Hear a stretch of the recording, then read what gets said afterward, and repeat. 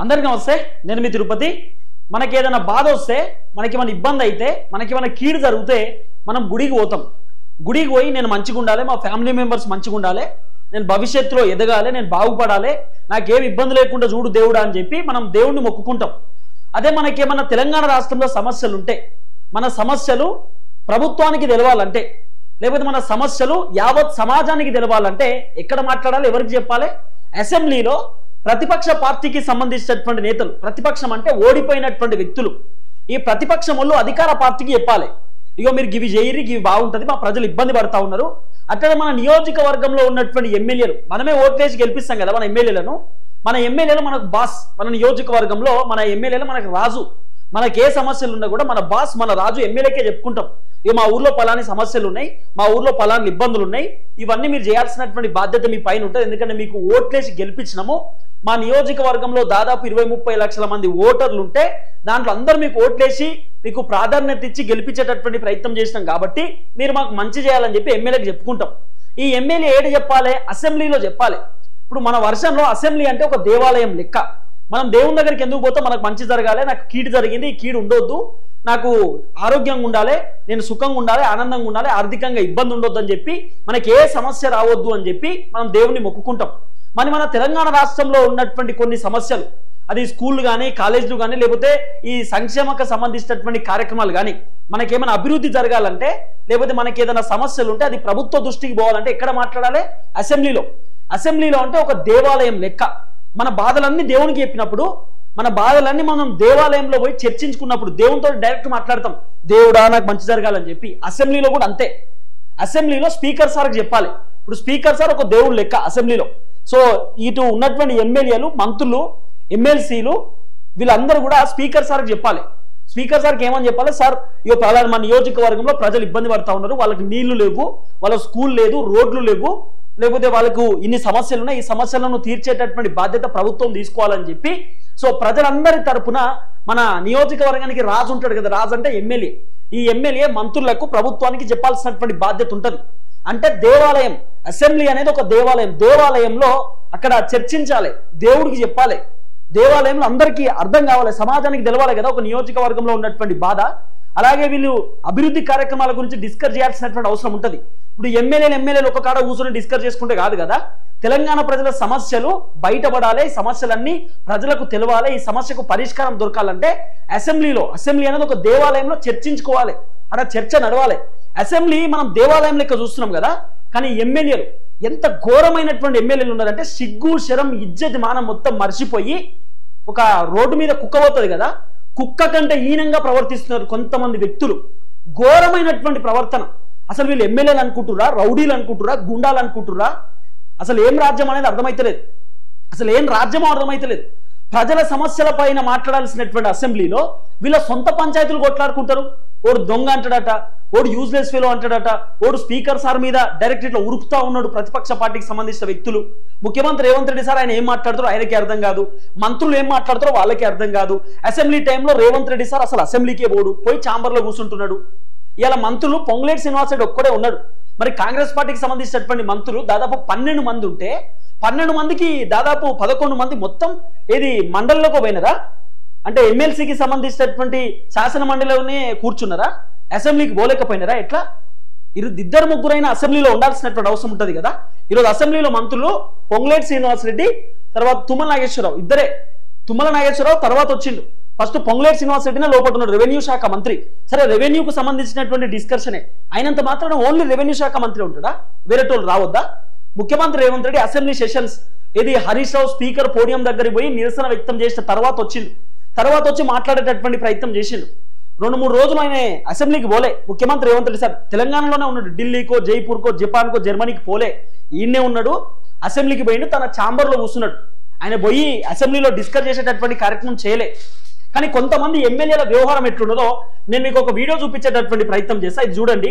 హరీష్ రావు మాట్లాడుతుంటే రాజగోపాల్ రెడ్డి ఎవరో అన్నట్టున్నారు, దొంగ హరీష్ రావు నువ్వు పెద్ద దొంగ అని ఇటు అధికార పార్టీకి సంబంధించిన నేతలు ఎవరో అన్నట్టున్నారు. హరీష్ రావు మాట్లాడుతూ కోపం వచ్చి హరీష్ రావు ఏం చెప్పినానో ఒకసారి మీరు ఈ వీడియో చూడండి, మీకు ఒక క్లారిటీ వస్తుంది. హరీష్ రావు మాట్లాడుతుంది. ఇది అసెంబ్లీ అనుకుంటున్నా, అన్ని చెప్తా అధ్యక్ష. ఫస్ట్ ఎవరా యూజ్లెస్ ఫెలో దొంగ అన్నది విన్నారా?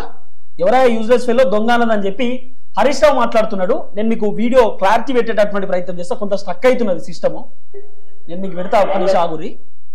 హరీష్ రావు మాట్లాడుతున్నాడు ఎవడా దొంగ, ఎవడా యూజ్లెస్ ఫెలో దొంగ అన్నదని చెప్పి. ఇప్పుడు మనం ఎవరి గురించి మాట్లాడుకోవాలి? అసెంబ్లీలో ప్రజా సమస్యల పైన కదా డిస్కస్ చేయాల్సింది, తెలంగాణ ప్రజల బాధల పైన కదా డిస్కస్ చేయాల్సింది. మనకు బాధ వస్తే గుడికి పోతాం, కానీ మన సంబంధించినటువంటి మన బాధలు, మనకు వ్యక్తిగతంగా బాధ ఉంటే, అంటే మనకి ఏమైనా జ్వరం వచ్చినా ఇబ్బంది అయినా కూడా మనం గుడికి పోయి మన బాధలన్నీ చెప్పుకుంటాం. కానీ మన ఇంట్లో బాధ వస్తే, లేకపోతే మనకు సంబంధించిన మన చుట్టుపక్కల ఏమైనా బాధ వస్తే, మన ఊర్లో బాధ వస్తే, మనకు రోడ్డు లేకపోవడమో, లేకపోతే మనకి ఇల్లు రాకపోవడమో, సంక్షేమ పథకాలకు సంబంధించిన వ్యవహారమో, డబుల్ బెడ్రూమ్ రాకపోవడమో, మనకు బాధ వస్తే ఎవరు చెప్పుకుంటాం? మనం దేవుడని భావించేటటువంటి ఎమ్మెల్యేతోనే కదా చెప్పుకునేది. ఈ ఎమ్మెల్యేలు మంత్రులకు చెప్పాలి, మంత్రులు ముఖ్యమంత్రికి చెప్పాలి. మనకు ఒకవేళ అధికార పార్టీకి సంబంధించిన ఎమ్మెల్యే లేడనుకో, ప్రతిపక్ష పార్టీకి సంబంధించిన బీఆర్ఎస్ పార్టీకి సంబంధించిన ఎమ్మెల్యే ఉన్నాడు అనుకో, బీఆర్ఎస్ పార్టీ ఎమ్మెల్యేకి చెప్పినప్పుడు ఈయన ప్రతిపక్షంలో ఉంటాడు, ఈయన అధికార పార్టీకి చెప్పాలి కదా. మరి చెప్తున్నప్పుడు రాజగోపాల్ రెడ్డి ఒక వ్యక్తి మాట్లాడుతుంటే దొంగ, వీడు పెద్ద దొంగ అనో, లేకపోతే హరీష్ రావు పెద్ద దొంగ అనో ఏదో అన్నాడట. ఎవరు? రాజగోపాల్ రెడ్డి. నోటికి ఎంతో అంత మాట్లాడొద్దు కదా, అడ్డు అదుపు అనేది ఉండాలి కదా. ఎమ్మెల్యే అయినంత మాత్రాన్ని అంత అహంకారం రావాల్సినటువంటి అవసరం లేదు కదా. ఇక మొత్తం వీడియో వినోద్ ఇప్పటిదాకా స్టక్ అయింది కదా, ఎందుకో స్టక్ అవుతున్నది. అన్ని చెప్తా అధ్యక్ష. ఫస్ట్ ఎవడా యూజ్లెస్ ఫెలో దొంగ అన్నది 100 సార్లు అంటారు. నన్ను ఎవరైనా దొంగ అంటే వాడు యూజ్లెస్ ఫెలో అన్న తప్ప వాళ్ళు అన్నది కదా అధ్యక్ష. ఇగో ఆయన యూజ్లెస్ ఫెలో అన్నప్పుడు అసెంబ్లీలో దాదాపు ఒక 10 కెమెరాలు ఉంటాయి. ఒక 2-3 కెమెరాలు ప్రతిపక్ష పార్టీల మీద ఉంటుంది, 2-3 కెమెరాలు అధికార పార్టీల మీద ఉంటుంది, ఒక 2 కెమెరాలు స్పీకర్ సార్ మీద ఉంటుంది, బ్యాక్ సైడ్ నుండి 2 కెమెరాలు ఇటు అధికార పార్టీ మీద ప్రతిపక్షం మీద ఉంటుంది. ఫ్రంట్ నుండి 2, బ్యాక్ సైడ్ నుండి 2 స్పీకర్ సార్కు 2 ఉంటాయి. ఈ మొత్తం కెమెరాలు ఒక 10-15 కెమెరాలు ఉంటాయి. హరీష్ రావు మాట్లాడేటప్పుడు హరీష్ రావు ముఖం చూపించలే, స్పీకర్ సార్ ముఖం చూపించినారు. అంటే అధికార పార్టీ ఏది చూపించాలనుకుంటే అదే చూపిస్తారు, అన్ని చూపించారు. మళ్ళీ ఈరోజు జరిగినటువంటి అసెంబ్లీ సెషన్స్ లో కూడా హరీష్ రావు పోడియం దగ్గరికి పోయిండు, స్పీకర్ సార్ పోడియం దగ్గరికి పోయినప్పుడు కూడా అది చూపించలే, అది విజువల్ కట్ చేసేసినారు. తర్వాత ఎట్లనో అట్లా విజువల్ బయటకు వచ్చింది. సరే, అది మనం డిస్కస్ చేసే ప్రయత్నం చేద్దాం. ఇప్పుడు ఈ అంశం మీరు విన్నది కదా, ఈ ఎవర్రా యూజ్లెస్ ఫెలో అని చెప్పి ఈయన హరీష్ రావు తిట్టింది కదా. హరీష్ రావుని తిట్టింది కాక రాజగోపాల్ రెడ్డి లేచి ఏం చెప్తారు ఒకసారి చూడరు మీరు. రాజగోపాల్ రెడ్డి కథ ఎట్లుంటుంది ఇక చూడరు. ఇక ఒక సభ్యుడు పట్టుకొని యూజ్లెస్ ఫెలో అని అంటున్నారంటే క్షమాపణ చెప్పాలి.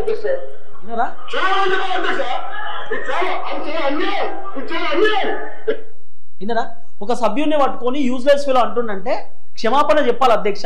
హరీష్ రావు ఏమన్నాడు? నన్ను దొంగ అంటే నేను యూజ్లెస్ ఫెలో అంట, నన్ను అంటే నేను బరాబర్ అంటా అని హరీష్ రావు చెప్పింది కదా. అంటే హరీష్ రావుని దొంగ అన్నది రాజగోపాల్ రెడ్డి అన్నట్టేనా? హరీష్ రావుని దొంగ అని సంబోధించింది రాజగోపాల్ రెడ్డి అన్నట్టేనా అసెంబ్లీలో? అందుకే రాజగోపాల్ రెడ్డికి అంత ఇబ్బంది అయిందా? రాజగోపాల్ రెడ్డికి అంత బాధ అనిపించిందా యూజ్లెస్ ఫెలో ఉన్నందుకు?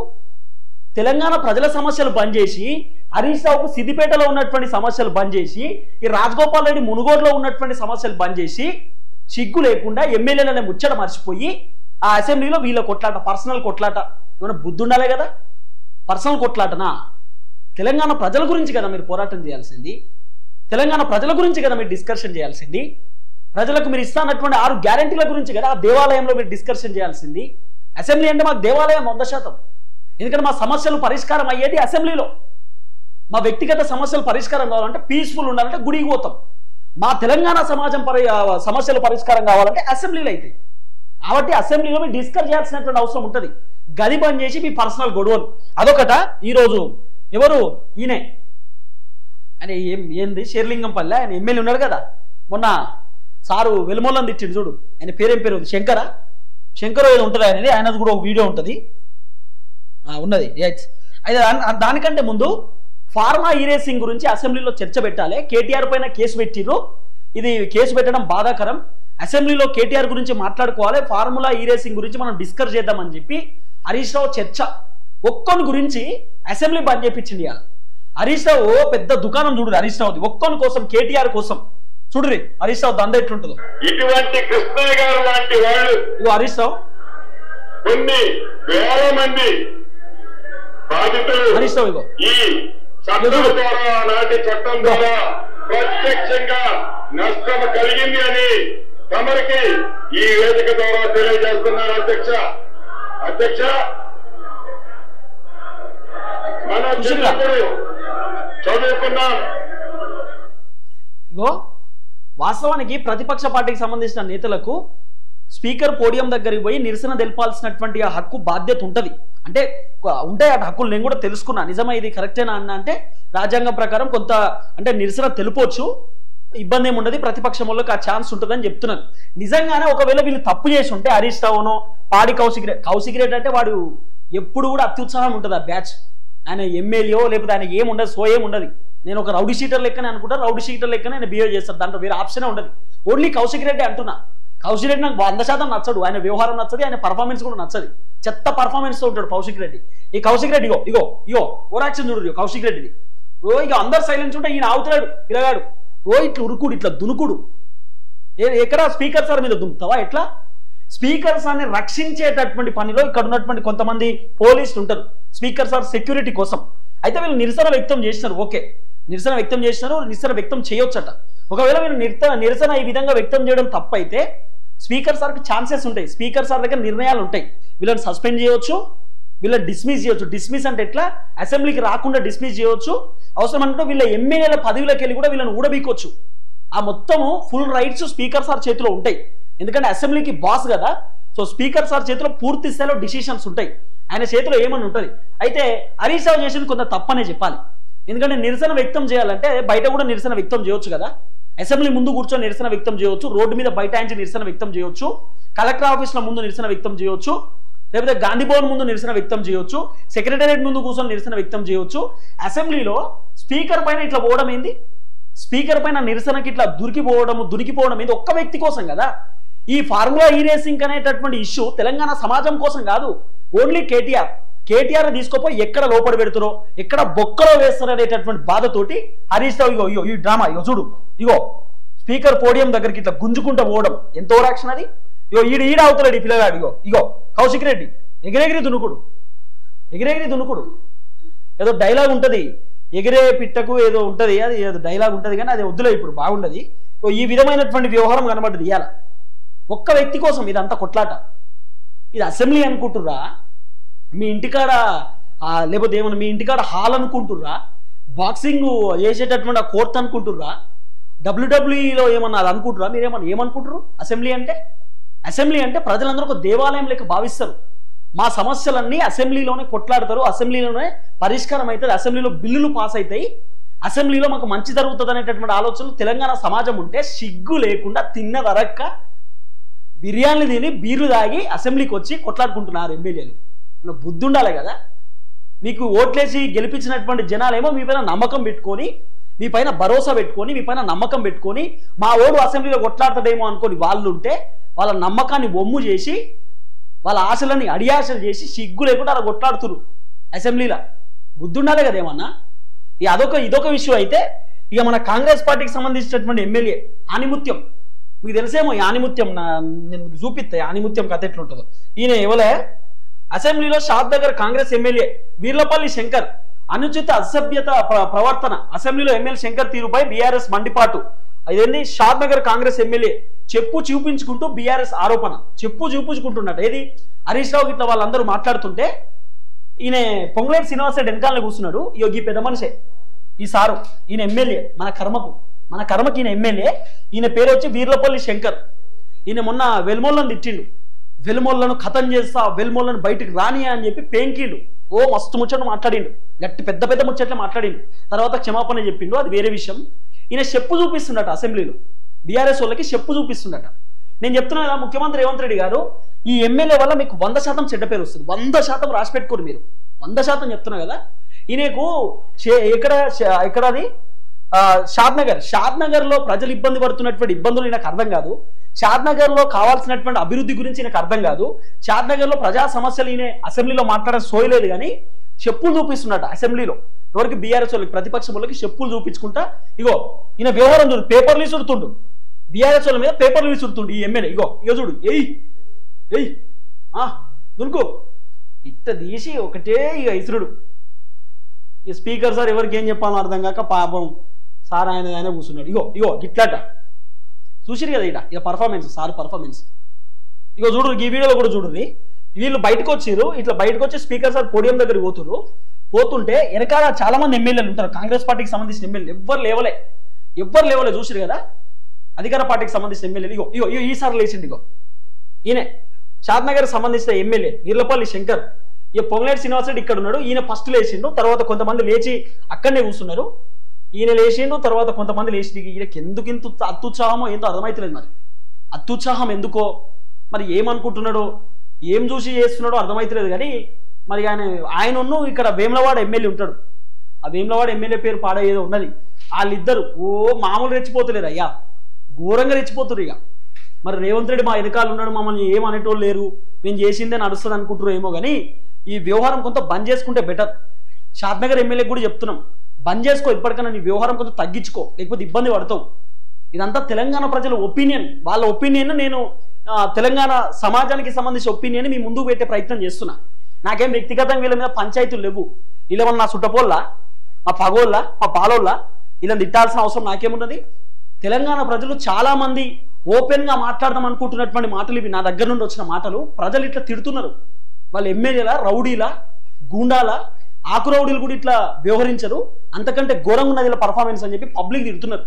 కాబట్టి ఇప్పటికైనా ఒకసారి ఆలోచన చేసేటటువంటి ప్రయత్నం చేయండి. సో చూద్దాం ఏం జరగబోతుంది.